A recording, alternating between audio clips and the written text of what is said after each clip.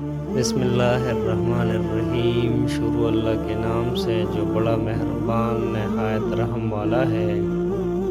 ناظرین السلام علیکم۔ آج ہم حضرت ادریس علیہ السلام کے بارے میں پڑھیں گے۔ حضرت ادریس علیہ السلام حضرت نوح علیہ السلام سے 1000 سال پہلے پیدا ہوئے۔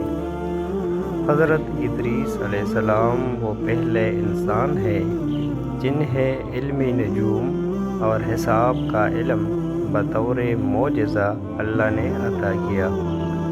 سب سے پہلے حضرت ادریس علیہ السلام نے لکھنا اور کپڑا سینا ایجاد کیا۔ اس سے پہلے لوگ جانوروں کی کال استعمال کرتے تھے۔ ناپ تول کا طریقہ اور ہتھیار کا استعمال بھی حضرت ادریس علیہ السلام نے ایجاد کیا۔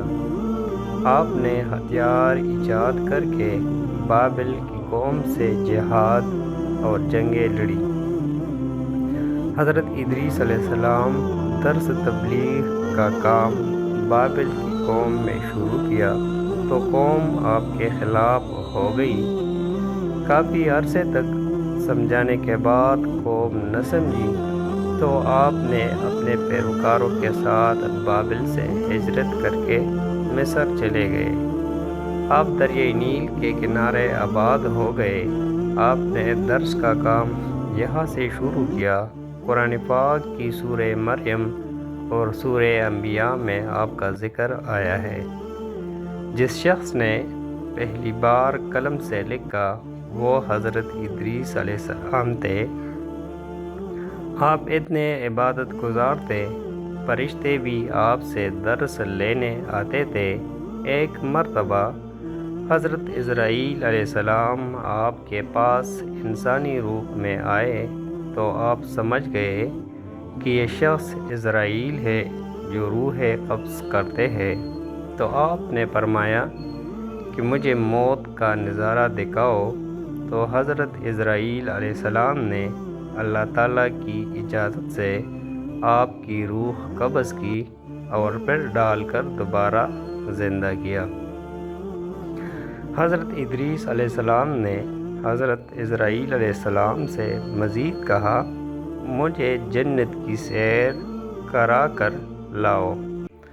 تو حضرت اسرائیل علیہ السلام نے پہلے جہنم دکھائی، پھر جنت لے گئے۔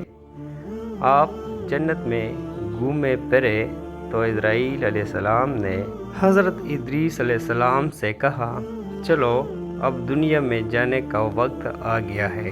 حضرت ادریس علیہ السلام نے جواب دیا، نہیں، میں یہاں پر ہی رہوں گا جب تک اللہ مجھے جانے کا نہیں کہہ دیتے، یہاں سے نہیں جاؤں گا۔ پھر اللہ تعالی نے حضرت ادریس علیہ السلام اور حضرت اسرائیل علیہ السلام کے درمیان فیصلہ کرانے کے لیے ایک اور فرشتہ بھیجا۔ تو حضرت ادریس علیہ السلام نے فرمایا کہ میں قانون خدا کے مطابق موت کا ذائقہ چکھ چکا ہوں اور جنت میں آ گیا ہوں، اور اللہ نے فرمایا ہے کہ جنت میں داخل ہونے والا نکالا نہیں جائے گا، لہٰذا میں واپس نہیں جاؤں گا۔ تو اللہ تعالیٰ نے آپ کو چھٹے آسمان میں رہنے دیا۔ یوں حضرت ادریس علیہ السلام جنت میں زندہ پہنچ گئے۔ ناظرین، یہ تھی حضرت ادریس علیہ السلام کی زندگی کے بارے میں معلومات۔ ناظرین، اگر آپ ہمارے چینل پر نئے ہیں اور مزید ایسی ویڈیوز دیکھنا چاہتے ہیں تو ہمارے چینل اردو کہانی کو سبسکرائب کریں۔ ملتے ہیں اگلی ویڈیو میں، تب تک کے لیے اللہ نگہبان۔